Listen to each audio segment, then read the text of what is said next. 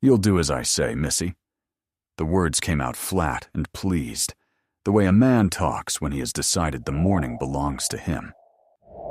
Corporal Tyler Novak stood in the center of the pedestrian lane, with one hand flat on the yellow barrier arm and his weapon slung high and tight across his chest.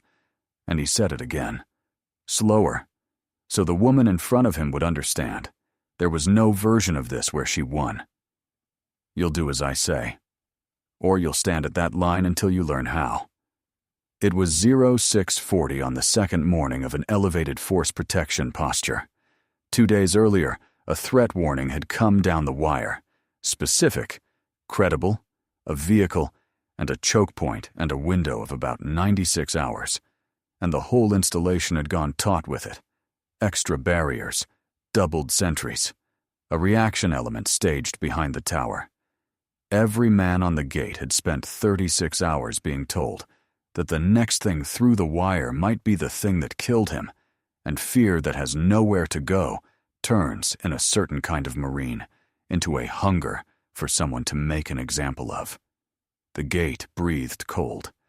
Concertina wire ran silver along the top of the barrier line, and the sodium lights were still burning against a sky that had not yet decided to turn blue. 20 feet back sat the guard shack, its window fogged at the corners, a shape moving behind the glass. The lane smelled of diesel and wet concrete, and the burnt coffee heat leaking out of the shack door. A tower clock read 0640 in red. Somewhere behind the barriers, a generator ran a low, steady note under everything. The woman stopped at the painted line, exactly at it. Both feet behind the yellow, toes not crossing by an inch.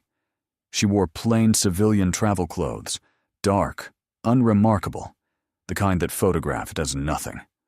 No badge, no lanyard. One flat leather folio held loosely at her right side, the way you carry something you are not worried about losing. She had come up the access road on foot. No vehicle idling behind her, no driver, no staff car with a placard. Just a woman who had parked something a quarter-mile back and walked the last stretch in the cold, which was itself a decision. Because a person who wants to be seen arrives in a car with a flag on the fender, and a person who wants to see arrives on her own 2 feet at the hour when the guard force thinks nobody important is watching. She had chosen the hour. She had chosen the walk. She had chosen the second morning of a threat posture on purpose, because a gate is never more honest than when it is tired and afraid. She did not answer Novak. She looked at his hands. "Badge," Novak said. He snapped his fingers twice, low, a man calling a dog. "Installation credential. Now, you don't have one, you don't take another step onto my gate." "I wasn't issued one," the woman said. 3 words. Level. No heat in them, no plea, nothing a bored corporal could grab and pull. "Then you're nobody," Novak said, and he smiled at that, because it was clean, and it was true, and it settled the matter. "You're a nobody standing at a hard gate on a threat day trying to talk your way onto a Marine Corps installation. You understand how that reads to me?" "I understand exactly how it reads to you." She lifted the folio a few degrees, an offer, not a move, and held it where he could see it. "My in-processing is at the headquarters building. I'm expected. This is my authorization. You're welcome to phone it up." Novak did not look at the folio. He looked at her, and the not looking was the point. Behind her, a small line had begun to stack up. 2 contractors, a lance corporal in camis with a gym bag, a civilian in a fleece. And every one of them was watching now, and Novak could feel them watching, and a man who feels an audience stops making decisions and starts performing them. "I decide who's expected," he said. "Not a piece of paper. Not you." She kept both hands where he could see them. That was the first thing. Her right hand held the folio out from her body. Her left hung open and empty at her side, and her eyes never once went to his face. They stayed on his hands. on the flat one on the barrier, and the one that had snapped its fingers.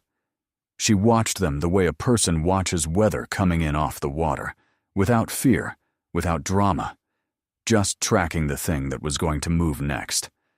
At the vehicle lane, 30 feet over, a younger Marine looked across. Lance Corporal Trevor Baskin, 20 years old, a road guard's reflective belt over his camis, and something in his face already unhappy about the shape of this. In the shack window, the silhouette had gone still, turned toward the pedestrian lane. "I'm going to ask you once more to make a call," the woman said. Her cadence did not change. "The number's inside the cover." "You know what I think?" Novak said. And now he was warming to it, the way a man warms to a thing when he has an audience and a uniform and the wind at his back. "I think you're one of those, the kind that reads a pamphlet about your rights and shows up at a military gate thinking the rules are a suggestion. I've had 3 of you this week, reporters, activists, the lost, and every one of them thought the little laminated card in their pocket meant something out here." He tapped the barrier once, hard with 2 fingers. "It doesn't. Out here, the card that matters is the one my installation issues, and you don't have it. So you're going to turn around, walk back to whatever you came in, and stop wasting the time of Marines who are standing a real post on a real threat day. And I'm going to tell you once more." Novak stepped off the barrier. He came into her space, close, chest first, the way a man does when he has stopped thinking of the person in front of him as a person. "You'll do as I say, or I will put you on the ground and let the reaction force sort out what you are." He raised his hand. Open palm, back of it toward her, cocked up and out to the side. The flat, casual violence of a man who has decided a backhand will end a conversation. It hung there in the sodium light. She did not lift the folio to block it. She did not step back. She did not raise her own hands. Her chin stayed level, and her eyes went to the raised hand and stayed there. And the line behind her stopped breathing all at once, and the only sound at the gate was the diesel idle of a truck in the far lane and the small electric hum of the lights. Stillness has a weight. Hers filled the lane. Before the hand could fall, she spoke. Not loud. She did not need loud. She set the words down between them like a man laying tools on a bench, and each one was exact. "Corporal, you've skipped 4 rungs." Her voice was flat and even, and it did not shake under the raised hand. "Escalation of force is verbal, then verify, then contact, then control. You went from verbal to a strike. You have no verified threat, no failure to comply with a lawful order I was actually given a chance to comply with, and no authority to lay hands on a subject who has offered her credentials and asked you to verify them. Post orders, Annex Charlie, paragraph 3. You know the paragraph. You recited it to pass your board. The hand did not fall. That was the thing about precision. It did what force never could. A shove invites a shove. A raised voice gives a bully something to push against. But a woman quoting his own post orders back at him, by annex and paragraph, in the cadence of someone who had signed them, took the ground out from under Novak's feet without touching him at all. Because civilians did not talk like that. Lost women trying to sweet-talk a gate did not talk like that. His hand stayed up because his body had committed to it, but his face had begun, very slightly, to come apart. "You want to know what an unlawful order looks like, Corporal?" She went on, still quiet, still flat, the raised hand hanging over her like a thing she had chosen to ignore. "It looks like a lawful one given by a man who has stopped following the sequence he was trained to follow. You have not verified me. You have not detained me under any authority you can name. You have offered me no lawful order I refused. You told me to leave a place I have every right to enter. And when I asked you to make a phone call, you raised your hand. Put that on a statement and writ it back to yourself. See how it sounds." She paused, and the pause was worse than anything loud. "You're not protecting this gate right now. You're the thing this gate is supposed to catch." "Who?" he started. Baskin's hand found Novak's forearm. "Corporal." "Don't." The young Marine's voice cracked on the second word, and he said it anyway. "Don't." Just call it up, please." Novak shook him off, but the hand came down an inch, then another, not lowered, surrendered, degree by degree, against his own will. In the shack, the silhouette moved. Staff Sergeant Marcus Odell, 35, Sergeant of the Guard, had run this post for the better part of 9 years, and in 9 years, he had heard every kind of talk a gate produces. The drunk talk, the late-for-work talk, the important person talk, the tearful talk. He had never once heard a civilian in a fleece and travel slacks quote, "Annex Charlie paragraph 3, at a sentry in the flat voice of a person reading it off the inside of her own eyelids. He came off his stool. He turned toward the roster board on the shack wall. The woman had not moved. She set one hard number into the cold air. "I'm due at the headquarters building at 07:15, she said. "It is now 06:42. You have 33 minutes to make one phone call and be right, or to make no call and be wrong in front of 9 witnesses. Pick up the phone, Corporal. Let the Sergeant of the Guard sort it. That's what he's for." Her eyes were still on his hands.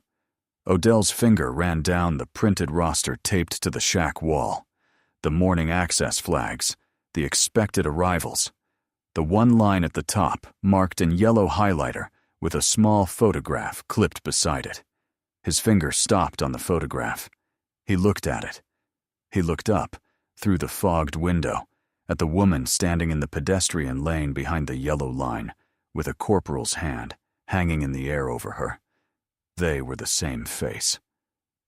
Novak felt the ground move and did what men like Novak always do when they feel it. He got louder. "You hear this?" He turned half around, playing to the lane, arms wide. "Everybody's late because the lady won't follow simple instructions. Simple. Stand at the line, produce a badge, wait to be cleared. That's it. That's the whole job." He jerked a thumb back at her without looking. "But we got ourselves a VIP this morning, don't we? Real important. Too important for the badge everybody else carries." Nobody in the line laughed. The lance corporal with the gym bag had gone very still. The 2 contractors had found something to look at on their own shoes. An audience will follow a confident man right up until the moment they smell that he is wrong, and then they will leave him standing in it alone. And Novak could not read that turn, because he had never once in 22 years been the man standing in it. He keyed the radio on his shoulder. "Post 1. Post 1. I've got a non-compliant subject at the pedestrian lane. No credentials. Refusing lawful direction. Request the reaction element. Break. Subject is a female. Civilian attire. Uncooperative." He said it like a man closing a trap. He did not understand that he was reading his own charge sheet into a recorded net. 2 Marines jogged up from the guard tower side, rifles slung, boots loud on the concrete, and the lane tightened into a semicircle. 5 Marines, now arced around one still woman who had done nothing but stand behind a painted line and ask a man to make a phone call. The semicircle had the ugly geometry of a thing about to become a story people would tell. "There she is," Novak said to them, jerking his chin at her like a handler presenting a problem animal. "Non-compliant. Won't badge, won't leave, won't shut up. We're holding her for the reaction element. Keep it tight. Keep her boxed. And if she moves toward the barrier, she's going down." He was building it now, brick by brick, the incident report he thought would make him. The alert corporal who caught a probe on a threat day. who held the line while a suspicious female tried to talk her way onto a hard gate. He could already hear the platoon sergeant saying his name. He could already feel the story settling into the shape of a thing that would be true forever, and he was so busy building it that he never once heard how it would actually read when someone with rank pulled the tape. The woman did not back into the barrier. She did not look for the gap. She stood in the center of the closing arc with her folio at her side, and she read them, not with fear, with attention. Her eyes moved once, cleanly, across the group. The name tape on the first Marine, the badge number clipped to the second's belt, the time on the tower clock, Novak's rank, and the last 4 of the number stitched at his collar. She was not memorizing them to threaten them. She was building the record the way she had built 100 records, because the woman who documents calmly while 5 men close on her is a woman who has been in worse rooms than this and walked out of all of them. You've got nothing to say now? Novak leaned in. No paragraph number? No 0715? 0644, she said. You've spent 2 minutes. Baskin stepped between the arc and the woman, just half a body, sideways, the reflective belt bright against the camis. Corporal, I'll walk her to the shack myself. Staff sergeant's right there. Let's just sit down, Baskin. Novak did not even turn. You want to hold her hand? You can explain to the platoon sergeant why you're soft on a gate on a threat day. Get back on your lane. The boy did not move. It cost him something, and he did not move. A ring of uniforms around one woman who had done nothing. If your jaw is tight right now, if you are looking at that semicircle and feeling the thing rise in your chest that says, somebody put a stop to this, then you already understand what this channel is for. Subscribe to Honor Tales and stay to the end. This one earns it. Novak went from loud to procedural, which is where men like him become dangerous, because procedure gives cruelty a clipboard. He reached out and took the folio from her hand. She let him. She opened her fingers and let the leather slide out of them, and for the first time, her eyes left his hands and went, for 1 second, to the folio, to the wax and foil seal along its edge, and then back. That's a sealed chain of custody item, Corporal, she said. The control number on the seal is locked. You've just taken possession of it in front of 9 witnesses, and you've put your hands on the seal. Whatever happens to the next 10 minutes, your name is on this now. I want you to understand that before you decide what comes next. Novak weighed the folio in his hand, and for 1/2 of 1 second, something crossed his face. The leather was good. The seal was real. The heft of it was the heft of an official thing and not a prop. And if he had been a different man, he would have stopped right there. A better man reads the small warnings.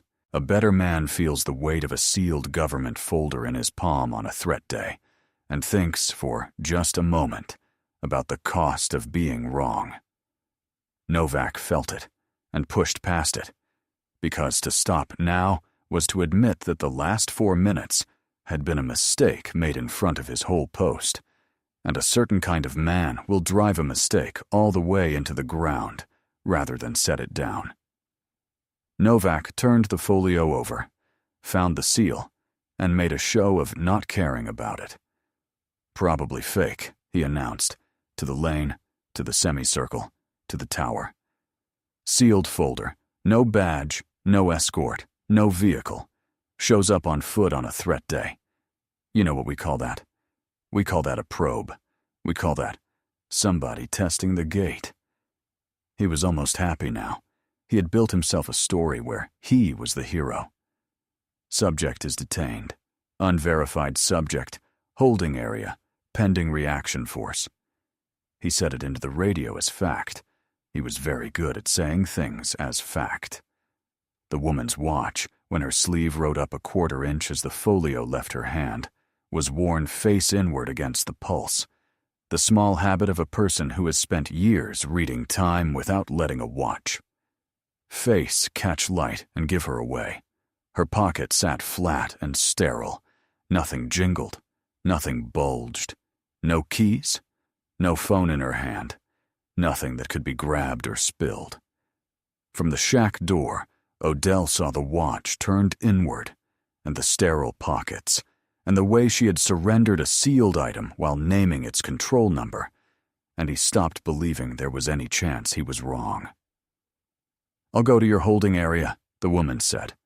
She said it without complaint, hands visible, feet already square. "But you'll radio it truthfully. I offered credentials. I asked you to verify. I quoted your post orders. I gave you the time and the appointment and the building. Say all of it, or say none of it. But don't put a clean version on the net, because the net is recorded, and I will be reading the transcript by 0900. She paused. "Colonel's discretion whether you're still in the Marine Corps when I do."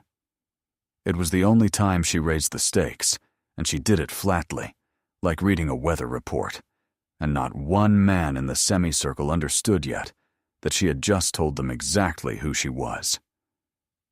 In the shack, Odell picked up the desk phone. Then he put it down. Too slow. He reached for the GuardNet microphone instead, because the phone would take 30 seconds to root, and the corporal's hand had already gone up once. Novak's hand closed around her upper arm to steer her toward the holding area. Her feet did not move. And in the shack, Odell keyed the microphone. Odell came out of the shack fast, but not blind. Fast and right.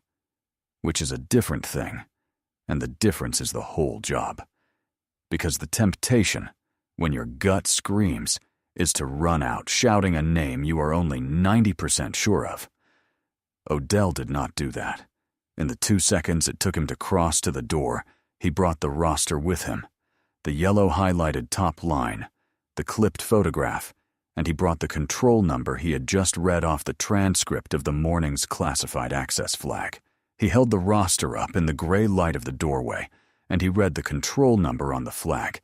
Against the control number, he could see stamped into the seal of the folio in Novak's hand. They matched. Not a hunch, not a feeling. A match. The system had worked. The inbound commander flag had come down the classified net at 0400. The photograph had printed. The control number had been logged, and every safeguard the installation had built to keep exactly this from happening had functioned perfectly. And a corporal had ignored all of it because a woman on foot had wounded his pride. He had been a young sergeant of the guard once, on a different gate, and he had watched a rushed detention go bad in the other direction. The wrong man cuffed, the right man through the wire, and he had promised himself, after that, he would never again let the tempo of a scene make the call for him. Verify, then act. Always in that order. It had cost him 3 seconds 100 times and saved him from being wrong once. And once was enough. He read the numbers twice, because twice is the discipline, and both times they matched. Odell put 2 fingers up and called across the lane. "Baskin. Here." The boy came. Odell asked him one question, low, fast, eyes still on Novak. Did he run the escalation of force sequence, verbal, verify, contact, control? Did he run it? Baskin's throat worked. "No, Staff Sergeant." He went to a hand. "Twice. Near twice. She didn't do anything.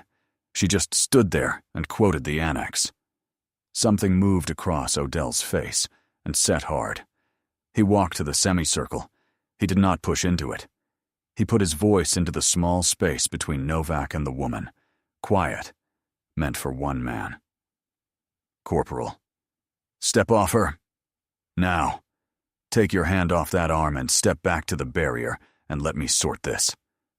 It was a gift, and Odell knew it was a gift, and he gave it anyway, because a good sergeant of the guard gives even a fool one clean chance to save himself. "Walk it back while you still can, Novak. I'm telling you as your sergeant of the guard. Let go." Novak was too far in, 22 years old, and an audience, and 2 minutes of committed rage. He could not find the exit even with Odell holding the door open. "She's a detained subject, Staff Sergeant." His grip tightened. "I called it up. It's on the net. You want to override a detention on a threat day, that's on you." The woman had not moved through any of it. Now she turned her head, one time, and met Odell's eyes for exactly 1 second. There was nothing in the look but recognition. One professional clocking another. The acknowledgement of a man who had done his job correctly under pressure. And then her eyes went back down to Novak's hands, because Novak's hands were still the thing in the lane most likely to move. Odell knew who she was. Novak did not. In about 90 seconds, that gap was going to close, and it was going to close hard, on a corporal with his hand around a colonel's arm. If you want to be standing here when it does, subscribe now, so the next one finds you the morning it goes up. Stay with me. We're almost there. To understand why she stood so still under a raised hand, you have to leave this gate. You have to go back 15 years, to a different checkpoint, on the far side of the world, on a morning that made her into the woman standing in this lane. 2011. A Durton Hesco control point on a supply route. First light. The air already hot enough to shimmer over the road. Captain Renata Salazar, 32 years old, commanded the security element. 12 Marines, 1 lane, 1 job. Stop every vehicle. Clear it, pass it, and let nothing through that had not been checked. The threat that week was specific. A vehicle-borne device, a sedan, maybe a small truck, driver willing to die, aimed at exactly this kind of choke point where convoys stacked and men bunched up in the open. At 0620, a white sedan came off the far turn and did not slow. The escalation of force ladder is built for 4 seconds, and that morning it had 4 seconds. Hand signals. Nothing. The sedan held speed, a pen flare arcing across the windshield. Nothing. The sedan held speed. A warning burst into the dirt ahead of the tires. Nothing. The sedan came on, engine screaming. 300 meters, 200, and every rung of the ladder was gone, and the only thing left was the last one, the terrible one, the one they train you for and pray you never touch. She had run that lane for 6 weeks by then, and she had run it hard, and the men had not loved her for it. She made them do the sequence every time, every vehicle, even the empty water trucks they had waved through 100 mornings, even when the heat was 110 and the drivers cursed and the line stacked back half a mile. Verbal, verify, contact, control. Every rung. Every time. There had been a corporal on that lane, too. There is always a corporal who thought she was too rigid, too by the book, a woman playing checkpoint with rules that slowed the real work of moving trucks. He had said as much where he thought she could not hear. She had heard. She had made him do the sequence anyway. Sergeant Cormac Dean, 25 years old, was on the near barrier. He had a wife and a daughter who was learning to walk in a town he wrote letters to every Sunday. He was the kind of Marine who did the boring thing correctly at 0620 in the morning, because the boring thing done correctly is what everyone else's life is standing on. And he had never once complained about the sequence, because he understood in his bones what it was for. He was the one who could see soonest that the ladder had run out. He put himself against the barrier, and he held the near angle so the lane behind him, the fuel truck, the 2 vehicles of Marines stacked and waiting, had the 2 seconds it needed to scatter off the road and into the ditch. He bought those 2 seconds with the only currency a checkpoint ever has. Salazar gave the order that was correct. It was correct in the after-action, correct in the board, correct in every review that ever read the timeline. And it was right. And Cormac Dean did not come home, and the fuel truck and 11 Marines did, and she carried both of those facts out of that morning in the same 2 hands, and she never once set either of them down. The corporal who had thought she was too rigid was in the second vehicle. He got his 2 seconds. He rolled into the ditch with the other 10, and the fuel truck cleared the blast radius, and he lived, and he went home. And somewhere he is a grandfather now who has never told anyone that a captain he resented and a sergeant he barely knew are the only reason his grandchildren exist. That is the arithmetic of a checkpoint. Nobody ever thanks the rung that held. They only curse the ones that slow them down, right up until the morning the ladder is all that stands between them and the dark. She learned something on that road that she had enforced every day for 15 years since. Discipline at a checkpoint is not cruelty. The rungs of the ladder are not there to humiliate a driver or menace a pedestrian. They are there so that a raised hand never has to become a coffin, so that the man on the near barrier gets his 2 seconds, so that the difference between a bad morning and a buried Marine comes down to whether everyone did the thing exactly right, in the exact order, under the exact pressure. Every rung skipped is a Cormac Dean waiting to happen, which is why, back at the gate, in the closing arc of 5 Marines, under a corporal's hand, the one person standing perfectly calm was the one person in the lane who had actually paid what a checkpoint costs when it goes wrong. 15 years of that discipline stood in a painted lane at 0645, waiting for a 22-year-old to lower his hand on his own. He would not. So the system would do it for him. Novak crossed the line, not the painted one, the bright one, the one there is no walking back from.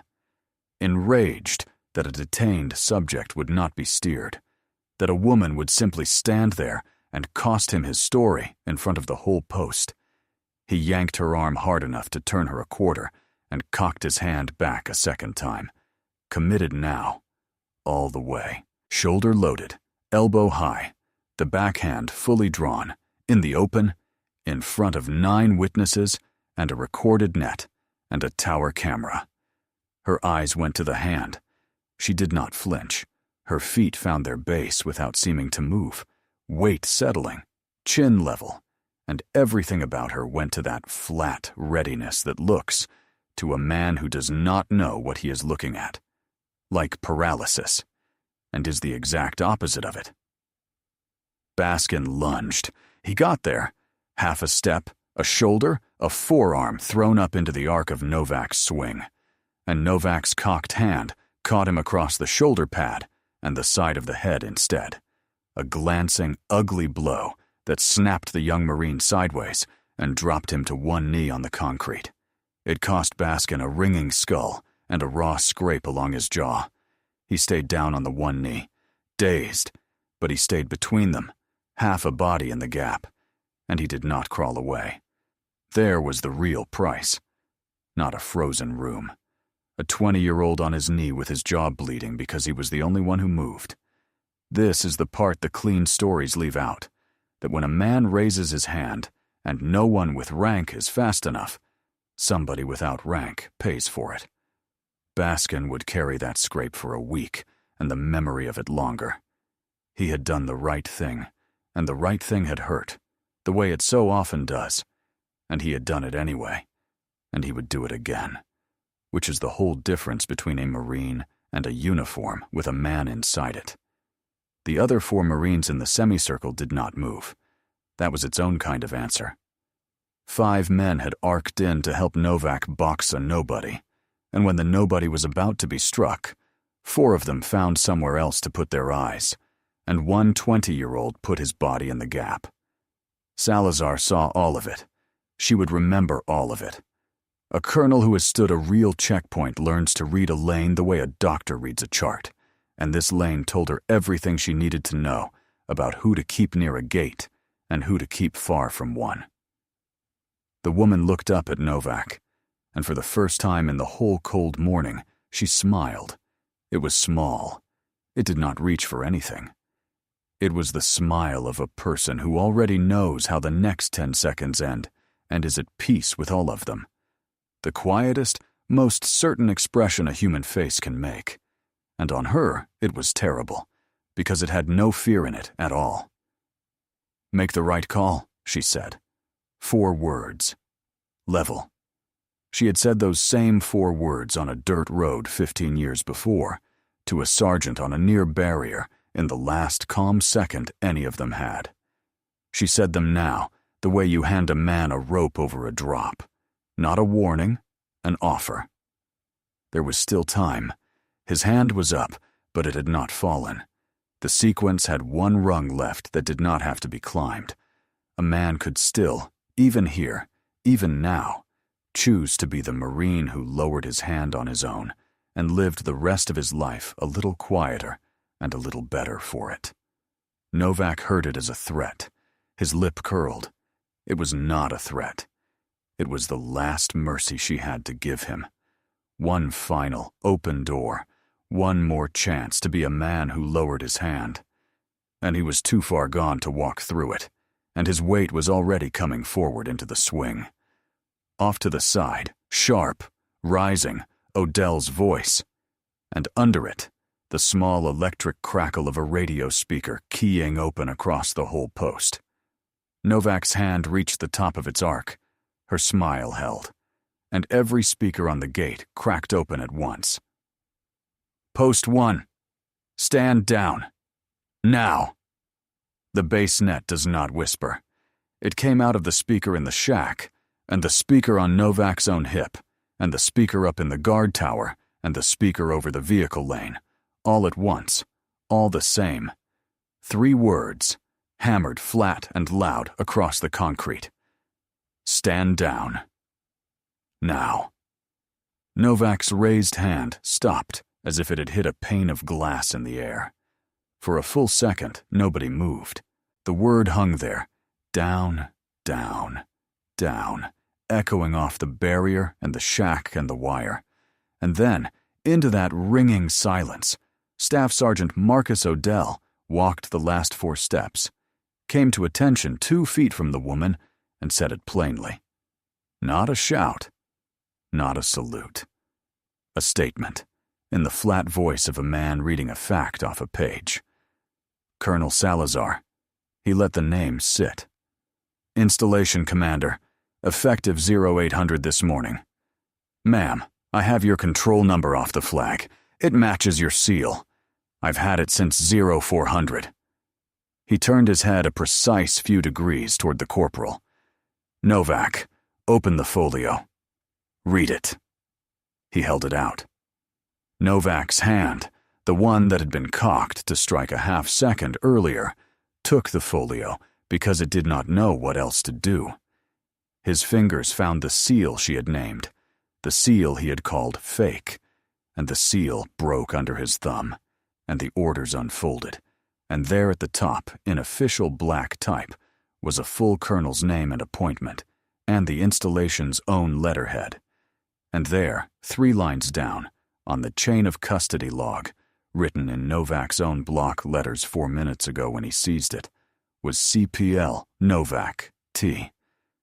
He read his own name under her orders. His face began to move.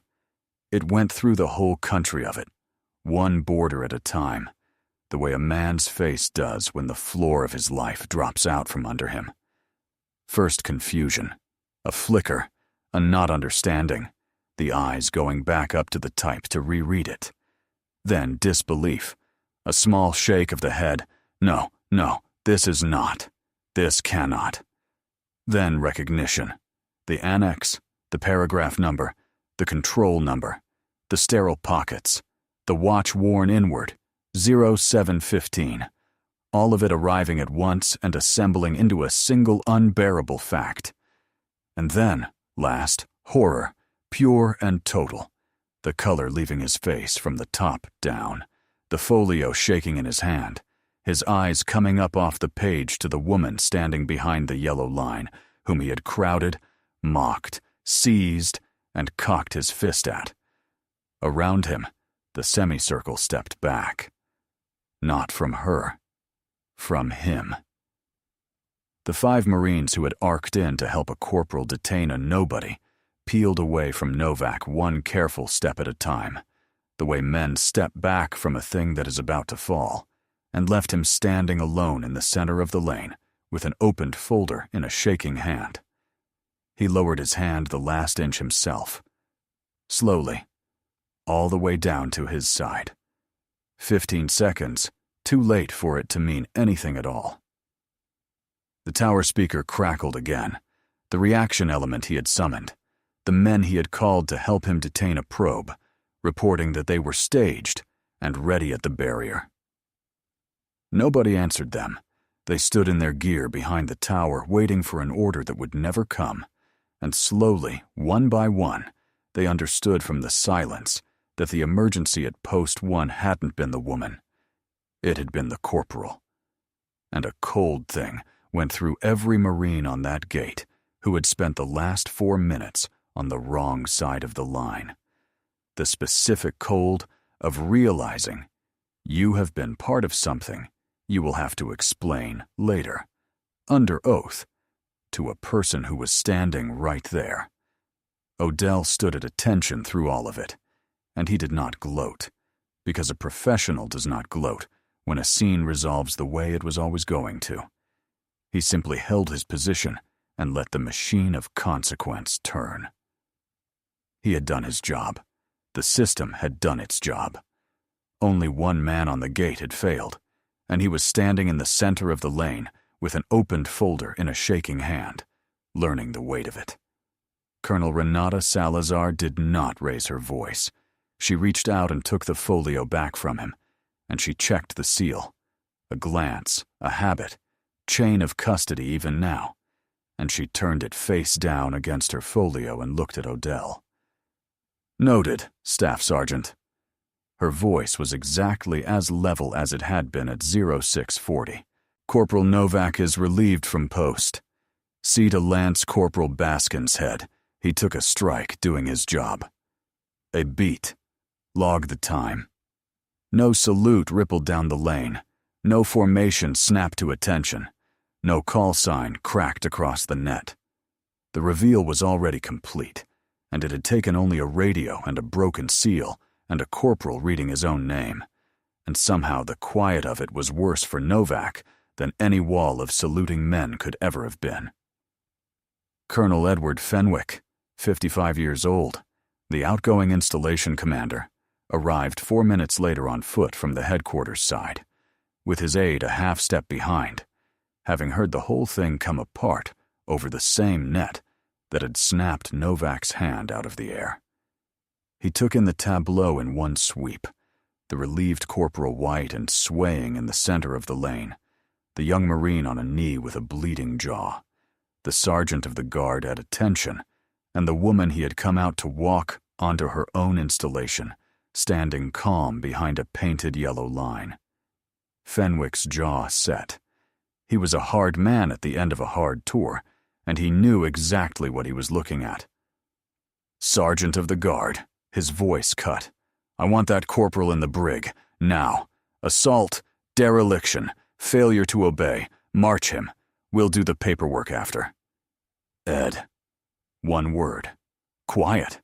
It stopped a full colonel mid-order because of who said it and how. Salazar stepped over the yellow line, the first time all morning she had crossed it, and stood level with Fenwick, and she shook her head once, small. Not the brig. And here is the turn the genre never trains you to expect, because you have watched 100 of these, and you know the shape, the cuffs, the court-martial, the investigation, the boy dragged off in front of the post. If that is the ending you are bracing for, watch what she does instead. This is the part worth staying for. Subscribe to Honor Tales, and let me show you what actual command looks like. "Look at him," Salazar said, low, to Fenwick, so the whole lane could still hear, because she meant them all to. 22 years old, 2 years in. He didn't sell a secret, and he didn't hurt a civilian. He came within a half-second of it, and a lance corporal with more sense than rank got in the way and took the hit for him. That's real, and it will be answered. But I don't fix a broken checkpoint by burying a boy in a cell and calling the gate repaired. I fix it by making him, and every Marine in this lane, never able to skip a single rung of that ladder again for the rest of their lives. She turned to Odell. Corporal Novak is relieved from post, effective now, and referred for remedial escalation of force and military-bearing training. Not a check-in-the-box class, the full pipeline. And I will personally inspect the standard he comes back at. I'll run the practical evaluation myself. He does not stand another gate on this installation until he can recite that ladder in his sleep and prove he'll hold the bottom rung with his hands at his sides under pressure. Her eyes went to Novak, and for the first time there was something in them that was not quite mercy, and not quite warning, but the hard middle of the two. You will learn why I never raised mine. That's the sentence, Corporal. Learn it. You wanted to make an example this morning, she added, and her voice dropped, meant now for him alone, though the whole lane leaned to catch it. You'll be one, just not the one you pictured. Every Marine who stands this gate for the next 20 years is going to hear about the corporal who skipped the ladder and raised his hand to the wrong woman on a threat day. And the lesson they'll take isn't going to be about me. It's going to be about the rung you skipped. If I put you in a cell, you become a story about bad luck. Kept on your feet, made to learn it, made to teach it. You become a story about the sequence. That's more useful to me than your punishment. So you'll live, and you'll learn, and you'll be glad, one day, that a lance corporal had the nerve you didn't. Novak's mouth opened. Nothing came out. The folder hung in his hand like a stone. Then Salazar crossed to Baskin, who had gotten to his feet, one hand pressed to the raw place on his jaw, and she looked at the 20-year-old the way you look at someone who did the thing everyone else failed to do. You caught that arm, she said. You put your body in a gap for a woman you thought was a nobody, against your own corporal on a threat day. You said don't. One Marine on this gate said don't. She let that land on the whole lane. A gate full of men who watch is worth less than one who steps in. Get that jaw looked at, then find me at the headquarters building. I want your name on my desk, and not for the reason you're braced for. Baskin's eyes came up, wet, and she gave him the smallest nod. For the right one. She looked once more around the semicircle, at the men who had arced in and then stepped back, and she did not shame them. And somehow, that was worse, and better, and exactly right. At 0800, Colonel Renata Salazar stood at her first formation in service uniform, the eagles bright on her collar, where a gate full of Marines had seen only a nameless woman in a fleece 2 hours before. She did not give a speech about herself. She did not mention the morning by name. She made guard force discipline her first order of business. The ladder, the rungs, the bottom rung held with hands at your sides. And she made it not as a punishment for what had happened, but as a promise about what never would again on her watch. Because she knew, better than any Marine standing in those ranks, exactly what a raised hand at a checkpoint could cost. Colonel Fenwick lingered a moment after the ranks were dismissed. He had commanded that installation for 2 years, and he had planned, this morning, to hand it over with a firm handshake, and a short walk, and a wish of good luck. Instead, he had watched his successor take a gate apart and put it back together stronger in the span of 20 minutes, without cuffs, without a raised voice, without once making it about herself. He had wanted the corporal in a cell, because that was the clean answer. The answer that made the paperwork simple and the message loud.